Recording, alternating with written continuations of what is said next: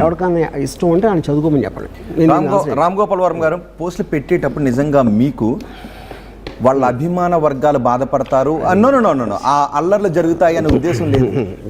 మిమ్మల్ని ఎవరైనా పెట్టమంటే పెట్టారా, మీ అంతటా మీరే పెట్టారా? నో, ఎందుకంటే నమ్మని రామ్ గోపాల్ వర్మ గారు, మీరు ఎన్ని చెప్పినా గుర్తు లేదు అంటే నేనే కదా నమ్మద్దు అది కాదండి. నేను అన్నాను, మీరు నమ్మద్దు, అది మీ హక్కు. నాకు గుర్తు లేదని చెప్పడం నా హక్కు, నమ్మకపోవడం మీ హక్కు. ఇంకా దానికన్నా ఇంకేముంది దాంట్లో? రామ్ గోపాల్ వర్మ గారు, రేపు పొద్దున్న మిమ్మల్ని పోలీసులు ఇదే మీరు ఎప్పుడైనా అటెండ్ కండి, మీరు కోర్ట్ పర్మిషన్తోనైనా అటెండ్ కండి, ఏ విధంగా అటెండ్ కండి, ఇదే క్వశ్చన్ అడుగుతారు, మీరు ఇదే చెప్తారా? నాకు ఆల్రెడీ చెప్పాను కదండి, నేను ట్విట్టర్లో స్టేట్మెంట్ ఇస్తే ఇంకా ఇదే చెప్తానంటే ఆల్రెడీ చెప్పా. వాళ్ళకి ఇచ్చిన రిప్లైలు కూడా పెట్టాను. అది ఇంకా ఇప్పుడు మళ్ళీ కొత్తగా ఏముంటుంది అది? రామ్ గోపాల్ వర్మ గారు అబద్ధం చెప్తున్నారు. అరే అంటే రామ్ గోపాల్ వర్మ అబద్ధం కూడా చెప్పరు నాకు తెలిసి, నిర్భయంగానే నిజం చెప్తారు కాబట్టి. ఓకే, ఎలా ఫేస్ చేయాలనుకుంటున్నారు రామ్ గోపాల్ వర్మ గారి కేసుల్ని? అంటే నేను ఒకటి అంటున్నాను, రామ్ గోపాల్ వర్మ పైన కుట్ర జరుగుతుంది, రైట్? రామ్ గోపాల్ వర్మను పనిగట్టుకుని రాజకీయ ఉద్దేశంతో అరెస్ట్ చేయాలని అనుకుంటున్నారు, రైట్ అంటే అది చేసిన 4-5 డిఫరెంట్. ఇప్పుడు 9 మంది అని చెప్పారు. ఆ 9 మంది అయితే ఒకవేళ వాళ్ళందరూ ఒకే రోజు మేల్కొనడంతో ఆటోమేటిక్గా ఒక స్కీమ్ ఉంది అని నాకు అనిపించింది. అది ఇందాక చెప్పాను కదా, 9 మంది ఇప్పుడు మేల్కోవడం వెనక ఎవరి స్కీమ్ ఉండి ఉండొచ్చు నాకు తెలియదు. పవన్ కళ్యాణ్, ఎందుకంటే నాకు don't want jump the gun. నాకు ఫ్యాక్ట్స్ తెలియకుండా ఆ పేరు, ఇతని పేరు, గ్రూప్ పేరు, పార్టీ పేరు ఎలా చెప్తాను నేను? నాకు తెలియదు. రామ్ గోపాల్ వర్మ గారు, 2 ఉంటాయి లిమిటేషన్లో. ఒక విషయం నేరానికి సంబంధించిన విషయం నా దృష్టికి వచ్చిన దగ్గర నుంచి లిమిటేషన్ స్టార్ట్ అవుద్ది, లేదంటే మీరు పోస్ట్ పెట్టిన డేట్ దగ్గర నుంచి లిమిటేషన్ స్టార్ట్ అవుద్ది. సో వీళ్ళు మేము ఇప్పుడే చూసాం కాబట్టి నా మనోభావాలు దెబ్బతింది. వాళ్ళు పెట్టడం తప్పని అన్నానా ఇంతవరకు? వాళ్ళు చేయటం వాళ్ళకున్న లిమిటేషన్ ఆఫ్ టైంలో ఆ కేసులు అలౌ చేస్తే పెడతారు. అది తప్పని అన్నానా? నేను ఎప్పుడు తప్పు ఒప్పని మైపను. నా కాంటెక్స్ట్ నేను చేయగలుగుతాను, వాళ్ళ కాంటెక్స్ట్ ఏం కదా, అది దాని తర్వాత జడ్జిలు తెలుస్తారు కదా. ఓకే, రామ్ గోపాల్ వర్మ గారు, మీరు ఇంతకు ముందు ఒక మాట అన్నారు, రాష్ట్రంలో చాలా కేసులు ఉండగా ఇక్కడ హైదరాబాద్లో ఉన్న రామ్ గోపాల్ వర్మ పట్టుకోవడానికి బృందాలుగా రావాలా అని. సో పోలీసుల మోటివ్ మీకు నాకు తెలియదు. అది కదా వేరే వాళ్ళ ఉద్దేశం. నేను ఎలా చెప్తానంట, అదే కదా చెప్పింది ఇందాక నుంచి. అంటే మీరు I can't speak for them, no, how can I do that? అంటే మీరు అందుకని ఎవరి పేర్లు చెప్పారు కదా, పర్సిక్యూషన్ చేసే అవకాశం ఉంటుంది. వాళ్ళు పర్సిక్యూషన్ చేయటానికి ఉన్నది అనిపించింది, కానీ ఎవరు చేస్తున్నారు, ఎవరు మూలాన్ని చేస్తారని చెప్పాను ఎంతవరకు అనిపించిందా? పర్సిక్యూషన్ చేయడానికి అవకాశం ఉంది అని అరే చెప్పాను కదా, దాని మొలానే నేను యాంటిసిపేటరీ బెయిల్ పెట్టాను కదా, లేకపోతే ఎందుకు పెడతాను? అరే అది చెప్తున్నా. సో అంటే అరెస్ట్ వేరు, బెయిలబుల్ కాబట్టి స్టేషన్ బెయిల్ ఇవ్వచ్చు, లేదు అంటే 7 సంవత్సరాల లోపు కాబట్టి మీకు బెయిల్ ఇవ్వచ్చు. అప్పుడు మీరు యాంటిసిపేటరీ బెయిల్కి వెళ్తున్నారు అంటే మీరు ఏదో కాదండి, ఎందుకు అనుకున్నానని చెప్పాను కదా. 5-6 కలిసి ఒకేసారి వేరే వేరే చోట అందుకని అనుకున్నాను అని 3 సార్లు చెప్పాను. వాళ్ళంతా వాళ్ళే పెట్టారనుకుంటున్నారా? అది నాకు తెలియదని నిమిషం ముందు చెప్పా, నేను ఊహించాను అలా. ఓకే, ప్రేమ్, గత 6 సంవత్సరాల నుంచి టీడీపీ మీద మీ సినిమాలతోటి వ్యూహం అని, కమ్మరాజ్యంలో కడపరెడ్డి అని వరుసగా యుద్ధం చేస్తున్నారు. సేమ్ టైం మీ ట్వీట్లతో సోషల్ మీడియా ద్వారా యుద్ధం చేస్తారు. దానికి మీరే ఉన్నారా? మీరు ఇష్టం అని చెప్పే జగన్ వాళ్ళ పార్టీ ఏమన్నా ఉందా? ఒకటి, మీరు జగన్ అంటే ఇష్టం అని చెప్పారు. మీరు లాస్ట్ 6 years నుంచి టీడీపీ నుంచి మీద, చంద్రబాబు ఫ్యామిలీ మీద మీ సినిమాలు వ్యూహం, కమ్మరాజ్యంలో కడపరెడ్డి ఒక యుద్ధం లాగా చేశారు. అది మీరు చేశారా? మీరు ఇష్టం అని చెప్పే జగన్ వాళ్ళ పార్టీ అస్తం ఏమన్నా ఉందా? ఒకటి, మీరు జగన్ అంటే ఇష్టం అని చెప్పారు, ఎన్నిసార్లు జగన్ కలిసారు? ఈ మధ్య వివాదం జరిగిన టైంలో జగన్ కానీ వాళ్ళ పార్టీ వాళ్ళు ఎవరన్నా మీతో మాట్లాడారా? నేను ఎవరితోటి, అదేది మన ఎలక్షన్ ముందు వ్యూహం సినిమా వచ్చినప్పటి నుంచి ఎంతవరకు నేను ఎవరితో టచ్లో లేను.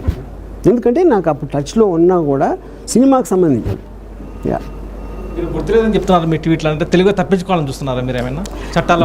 ఇప్పుడు అతను ఆన్సర్ చెప్పినప్పుడు మీ చెవులు మూసుకున్నా, నేను అదే చెప్తాను కదా, ఎన్నిసార్లు అడిగినా అదే వస్తుంది, వేరే ఆన్సర్ ఎందుకు వస్తుంది? అదే క్వశ్చన్ వేసినప్పుడు అదే ఆన్సర్ రాకుండా వేరే ఆన్సర్ ఎలా వస్తుంది?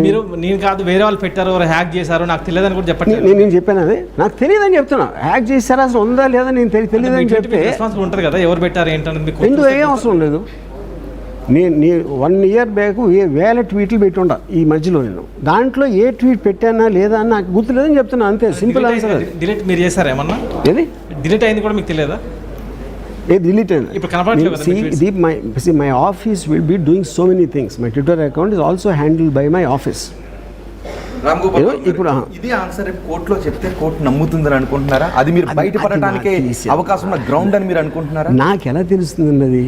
కోర్టు ఏమనుకుంటుంది, పోలీస్ అరే అది నా స్పెక్యులేట్ చేయలేను కదా. సెక్షన్స్ ఆఫ్ కోర్స్ ఆ డెఫినేషన్ ఉంటుంది అక్కడ, మీరు గూగుల్లో కొడితే ఎవరికైనా తెలుస్తుంది అది. అది ఎలా తీసుకుంటారు వాళ్ళు అని నేను ఎలా చెప్పగలుగుతాను? పోలీసులు ఎలా తీసుకుంటారు, కోర్టు ఎలా తీసుకుంటారు, నాకు ఎట్లా తెలుస్తుంది? ఓకే, రామ్ గోపాల్ వర్మ గారు, మీరు వరుసగా పొలిటికల్ సినిమాలు తీయటానికి కారణం ఏంటి? ఆ తర్వాత మీరు పొలిటికల్ ట్వీట్లు చేశారు, పొలిటికల్ సినిమాలు తీశారు. దాని వెనుక ఏం జరిగింది? ఈ రెండింటిని కలిపి చూడాలి, విడివిడిగా చూడాలి. ఇప్పుడు నేను ఆల్రెడీ ఏం చెప్పాను, సిబిఎన్ గారి మీద ఎన్టీఆర్ టైం నుంచి నాకు ఒక ఇంప్రెషన్, అందుకని లక్ష్మీస్ ఎన్టీఆర్ అని సినిమా తీశాను. అదేంటి 25 years బ్యాక్ జరిగిన ఒక ఇన్సిడెంట్ మీద. ఓకే, కమ్మరాజ్యం అనేది it's a satire, it's a comedy, it's a futuristic, that is not at all real. దాని తర్వాత ఆఫ్ కోర్స్ ఇది ఇప్పుడు మన వ్యూహం. సో వ్యూహం ఇది అప్పుడేంటి, నేను మొత్తం నా కెరీర్లో తీసిన 70 సినిమాల్లో పొలిటికల్ సినిమా తీసిన ఒకటే. మీరు వరుసగా పొలిటికల్ సినిమాలు తీస్తున్నారంటే ఇంకేం చెప్పాలి నేను? అక్కడ మీ మోటివ్, ఎందుకంటే ఇక్కడ రెండింటిని వేరువేరుగా చూడకూడదు. మీరు పెట్టిన ట్వీట్, మీరు పెట్టిన సినిమాలు, మీరు ఇప్పుడు ఎంత కాదని చెప్పినా సినిమాల్లో వీళ్ళ పేర్లే పెట్టారు, అందులో డైరెక్ట్గా వాళ్ళ పేర్లే పెట్టారు. అండ్ కొన్ని కూడా ట్వీట్ చేశారు. మీ సినిమాలో పవన్ కళ్యాణ్ పడుకున్న ఫోటోని, పవన్ కళ్యాణ్ కింద రోడ్డు పైన పడుకున్న ఫోటోని కంపేర్ చేస్తూ కూడా మీరు ట్వీట్లు చేశారు.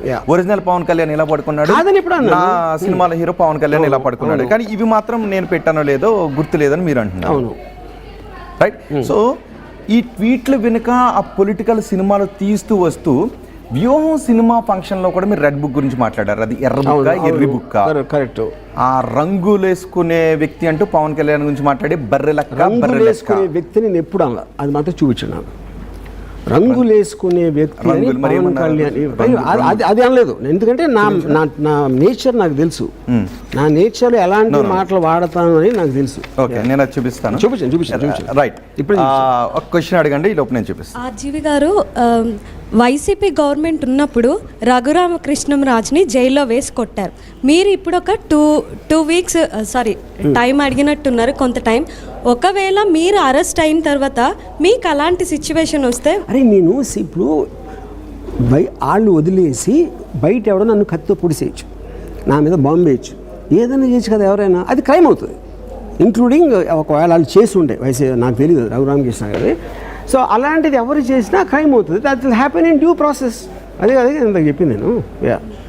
ఇంకొకటి, ఇన్ని రోజులు యాక్చువల్లీ ఇన్ని ట్వీట్స్ పెట్టి ఇంత అయిపోయిన తర్వాత సడన్గా వాళ్ళు మీ ట్వీట్ ఇప్పుడు రేస్ చేసి చేయడానికి దీని వెనక ఇంకేదైనా మీ మీద ఎవరైనా టార్గెటెడ్గా ఇలాంటివి చేసుంటారని మీకేమైనా అనిపిస్తుందా? అది కూడా ఇప్పుడే చెప్పాను. నాకు ఎవరు చేశారు నాకు తెలియదు, నాకు తెలియకుండా వాళ్ళ పేర్లు కానీ ఆ గ్రూప్ నేను చెప్పను అని చెప్పాను. అన్న, మీరు అసలు దేనికి ఎవరైనా అడిగిన అంత బోల్డ్గా, అంత డేర్గా చెప్పడానికి గల రీజన్ ఏంటి? అంటే దేనికి అసలు భయం అనేది మీకు ఏమి అనిపించారు? అరే భయం అంటే I'm living under a democratic country where I'm protected by the constitution and by the judicial procedures what ever it is. అప్పుడు నాకు నేను భయంతో ధైర్యంతో మాటలు నేను వాడను. I'm exercising the rights I have under the constitution, అంతే. రామ్ గోపాల్ వర్మ గారు, రంగుల రాజా పవన్ కళ్యాణ్ ఇప్పుడు రంగేసుకుని ఒక పెద్ద సూపర్ స్టార్ అయిపోయాడు. ఒక్క నిమిషం మళ్ళీ వినిపిస్తున్నాను. ఓకే, ప్రేక్షకులు వినిపిస్తారా? ఓకే, ఇప్పుడు ఆయన మొహానికి రంగేసుకుని ఒక పెద్ద సూపర్ స్టార్ అయిపోయాడు. Nobody says no, terrific, absolutely. ఆయన పెద్ద ఫ్యాన్ ఫాలోయింగ్ ఉంది. ఒక రాజకీయ నాయకుడిగా వచ్చినప్పుడు నేను ఇది చేస్తా అని సినిమా. ఓకే, అది అన్నాను. Obviously you proved it the point. Okay, అప్పుడు ఇది ఎందుకు అన్నాను, పవన్ కళ్యాణ్ రోజా కానీ రింగుల రాణి అన్నప్పుడు ఇది అనుంటా నాకు తెలిసి, ఎందుకంటే అదే ప్రాస కలిసిందని. మీరు ఇంటెన్షన్ మీరు అదే కాదు, నేను కేసు పెట్టానా పెట్టలేదు కదా, నేను కామెంట్ చేశాను.